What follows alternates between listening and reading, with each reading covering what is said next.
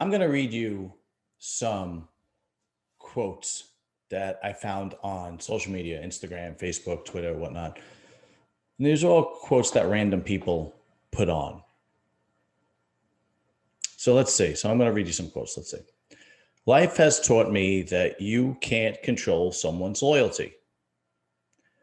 One loyal friend is worth more than 1,000 fake ones. Have the courage to be disliked. You just wrote and texting okay is a different kind of self-worth. I spent so many heartbreaking years trying to explain and justify myself to friends that really didn't have the emotional intelligence or empathy to understand me. Repeat after me. This is my last year of tolerance less than I deserve. Hang out with people who fit your future, not your past. Manipulation can very much seem like love. Some talk to you in their free time and some free their time to talk to you. Learn the difference. So what do all these things have in common? I'll tell you. Every one of them were written by women.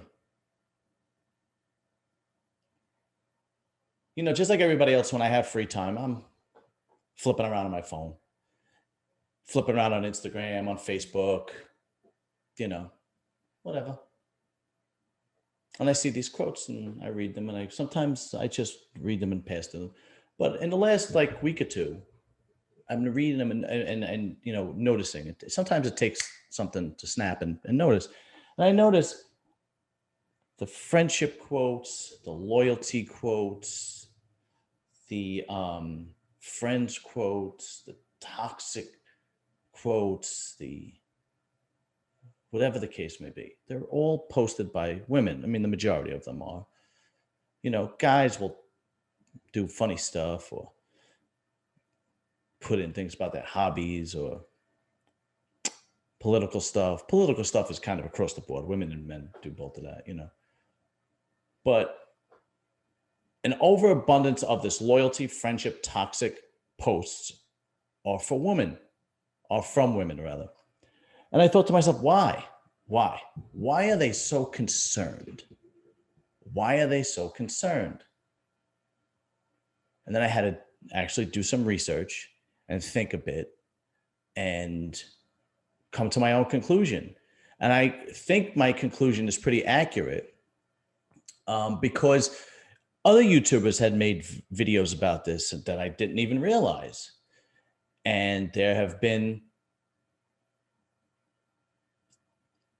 journal articles written about this.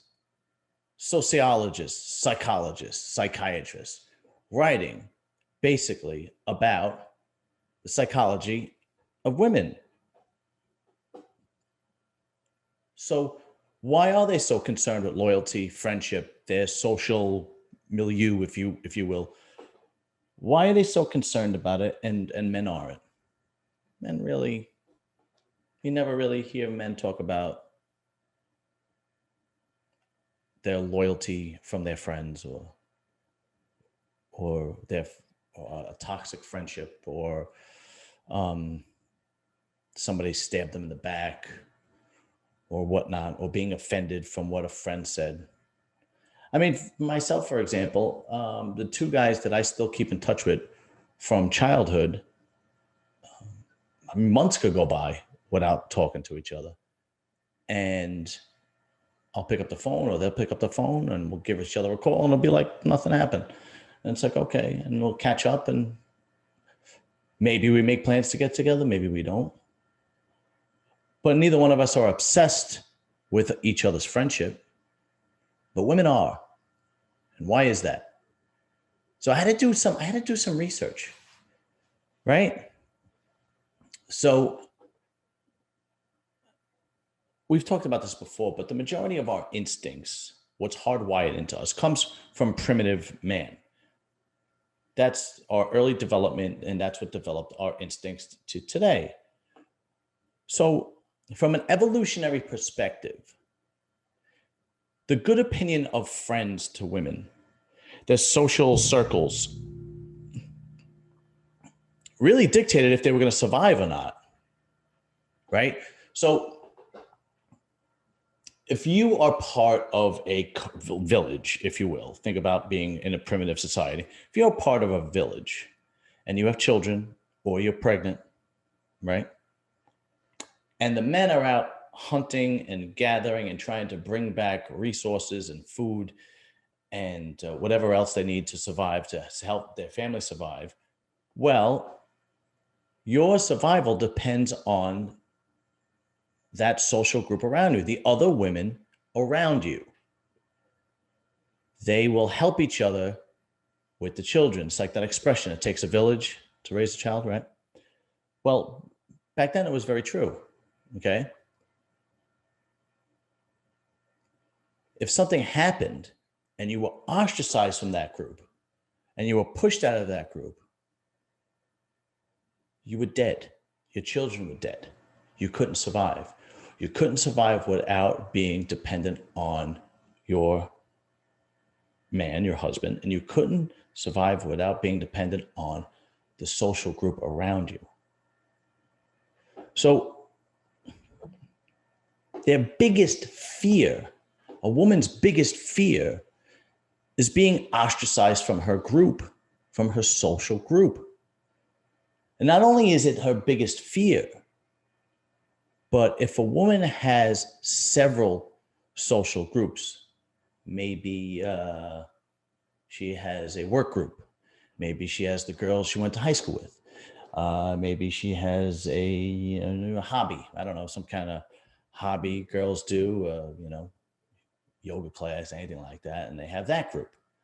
Well, the more social groups and the more groups that a woman fits in and does well with, the more value she has, or at least the more value she thinks she has. That gives her value.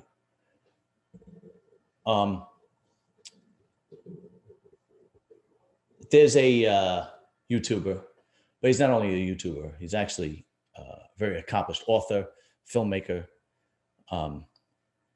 novelist. His name is Gonzalo Lira. He's American, but his ancestry was from Chile. He calls this women's kryptonite. And it's kind of funny because it kind of is, right? Because if a woman is ostracized from her group, it is devastating, absolutely devastating to a woman. Right? So, and then what happens is if it's their fault, they kind of have to justify what happened so the rest of the social group doesn't ostracize him. So they'll tell the story, but they'll tell the story in their terms. They won't tell the whole story. They'll pick pieces apart. They really won't be accountable because they're so afraid of everybody else going against them, ruffling the feathers of the group, not being part of that social construct, the social friendships that they have made over the years. But here's the funny part. What they consider loyalty, what women consider loyalty, men don't even think about. So I'll give you an example. Here's an example. There's a group of 4 girls, let's say. Friends, been friends for years, maybe they went to high school together. Now let's say they're 4 married girls, whatever. And one of them gets pregnant. And that one tells 2 of the girls that she's pregnant. But she doesn't tell that one girl that she's pregnant. Instead, the girl she told calls the girl that doesn't know and says, "Hey, did you hear so-and-so is pregnant?" "No, I didn't. How did you find out?" "Well, she told me." "Well, why didn't she tell me?" And they are extremely offended over this. I mean, extremely. It is like deep offensive language to hear that your friend told another friend this intimate detail about her life being pregnant and didn't tell you.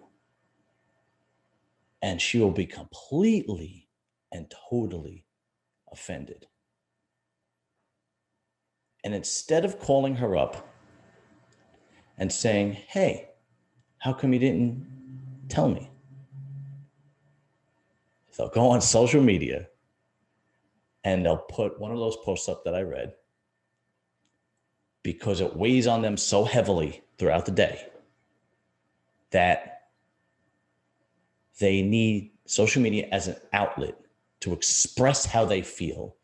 Because women, and pay attention, this is very true, women are a slave to their emotions. It is extremely true. It should be on a t-shirt. I should get that on a t-shirt. You know, women will deny this and they'll say, no, I don't need anybody. I don't need anybody. But if you put so much pressure and you put so much emphasis on telling people that you don't need anybody, you don't need to be accepted. One of the quotes I think I said was, learn to be disliked, right? I mean, any well-balanced man could give two shits whether somebody likes him or not, right? I don't care. I got another friend that likes me. I don't care if you don't like me. It is not what men care about, right? But if a woman puts so much emphasis in describing how she doesn't care about somebody disliking her, well, that tells me that she really cares about somebody disliking her.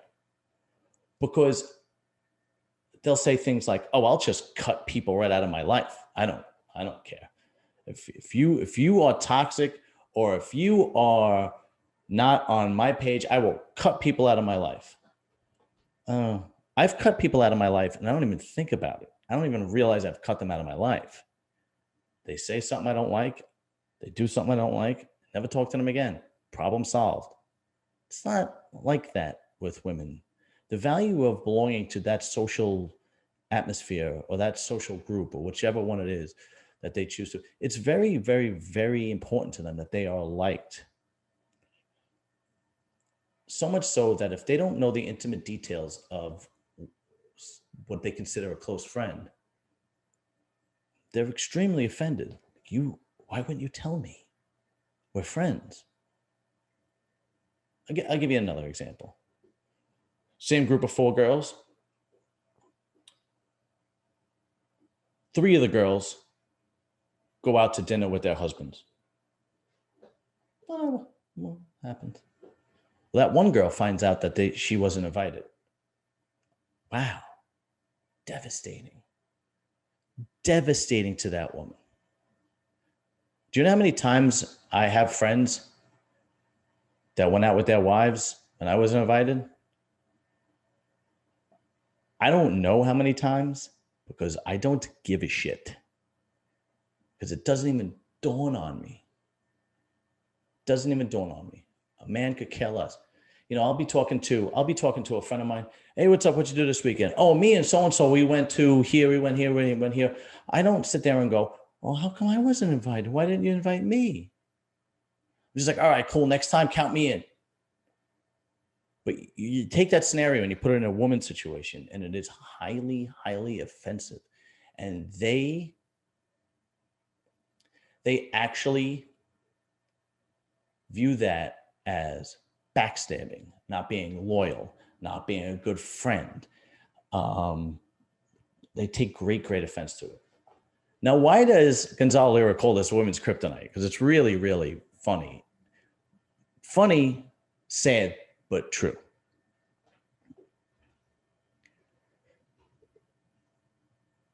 Unfortunately, that's how women are manipulated, by threatening their social construct. Okay, so let me explain. This is so devastating to a woman that in a girl's early years, in her early teens, 13, 14, 15, 16, junior high school days, if they are ostracized by their group, that girl's suicidal. It's the end of days. And there have been, these poor girls have had killed themselves over this. It happens all the time, and it's sad. It's extremely sad and terrible. It's a terrible tragedy.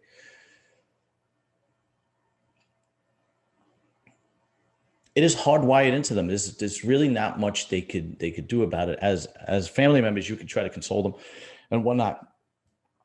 But if they are outed by their group, then it is really, really difficult. If a boy is outed by their group, I mean, it's no walk in the park, right? If you do something that if you do something that pisses off the guys, most of the time it's not going to piss off every guy. Right? Most of the time, most guys don't really care. Maybe it'll piss off one guy, so on and so forth. I don't talk to him anymore, blah, blah, blah, whatever. But men don't really operate that way. But if there is a situation where a guy is outed, I mean, nobody likes it. It's not a picnic. Nobody likes it. But you'll survive. You'll be fine. And that goes back to the evolutionary reason. Why? Because a man can survive on his own. He could hunt on his own. He could gather on his own. He could reproduce again.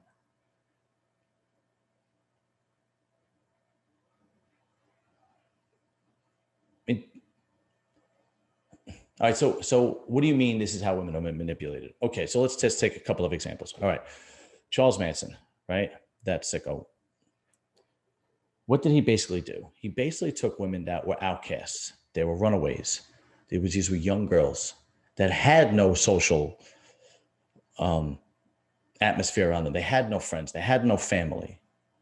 And he brought them in and he said, I'll give you family. Come stay with me and my family. He even referred to it as the Manson family.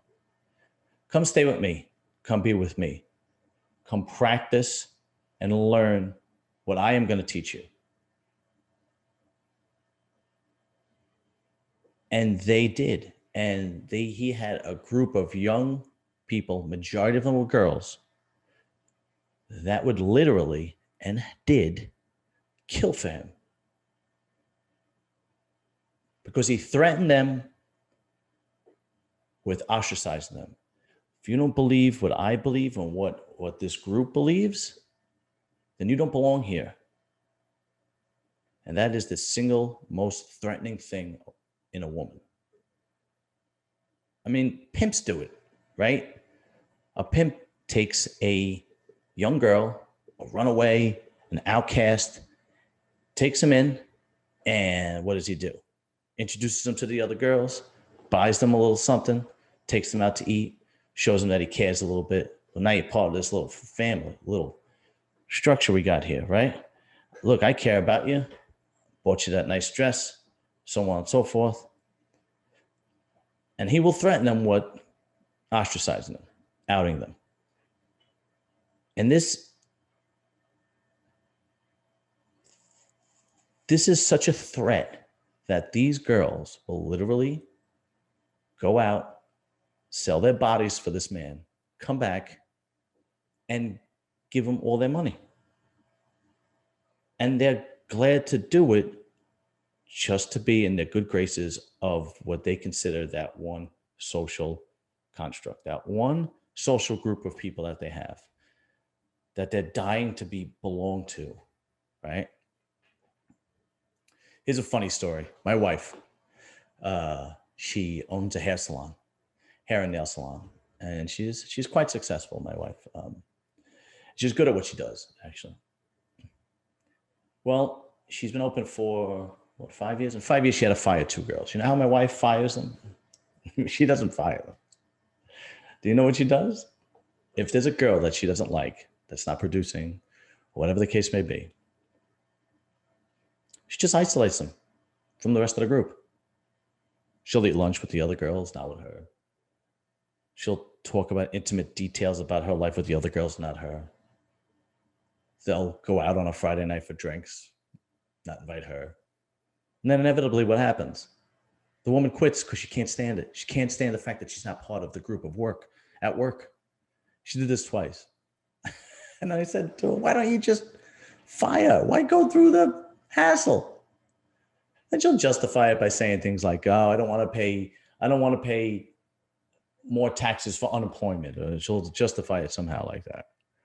But this is how they do it. And my wife's group of girls that work for her, they're a small group of girls. There's 4 of them, but they're more friends and family than a guy running a business. They text each other all day, even when they're not working. They talk to each other. They depend on each other, so on and so forth. It's like this social group that she's constructed. And there's even a hierarchy, right? There's even a hierarchy. There's a woman that has been doing hair for 40 years that works for my wife. And she's like, the queen bee, right? And then there's my wife. She's the boss. She's the owner. But there's the queen bee, right? She's been there for a long time. And you know who you are if you're watching this. And then there's the other 2 girls. And one girl kind of comes right underneath my wife, who is a really good hairdresser. And then there's the other girl who works like part-time because she has a husband and kids and whatnot. So she comes in, and there's this hierarchy, and they work well together. But if my wife hires one person and she's not in sync, oh boy, she's gone.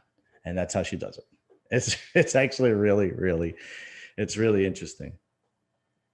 So I don't know why that I was obsessed with doing this video. But basically, that's how women operate. I think why I was obsessed with doing this video. Well, not obsessed, interested. I was interested in doing this video because men don't understand. Like I'll come home from work, or my wife will come home from work, and they'll start talking this gossip. Do you know what this so-and-so did? And you just said, oh, God. And some guys actually will try to tell her, why do you still talk to this girl? If she drives you crazy, don't talk to her anymore, right? And they'll try to reason with it, because that's what a guy would do. Some guy pisses them off, I don't talk to him anymore. But it's different with a woman. All you have to do is watch one of the housewife shows, and this is exactly what happens, right? But so inevitably what happens is, why are there so many posts like that? Because they were hurt for whatever reason, whatever catty reason. They carry it all day around, and then their outlet is posting it on Instagram or Facebook or Twitter. And then you get posts like I just showed you, or read to you rather, on my phone. And it's just really, really interesting, to say the least, of how women operate, because it is completely different how men operate. And the differences between the sexes are extreme. But it's like God's joke. There's 2 polar opposites, men and women. They do things completely differently. But, in order to survive, you guys got to get together and procreate and get along. But anyway, that's it for me, guys. So listen, please subscribe, share, comment. The last 3 videos or so, I've been serious because I've been doing a lot of goofy stuff, but we're going to get to the goofy stuff again. And again, I'm going to have a lot more interesting. I got a couple of interesting interviews coming up. It should be pretty cool. All right, guys, listen, have a good night, and I'll see you next time. Later.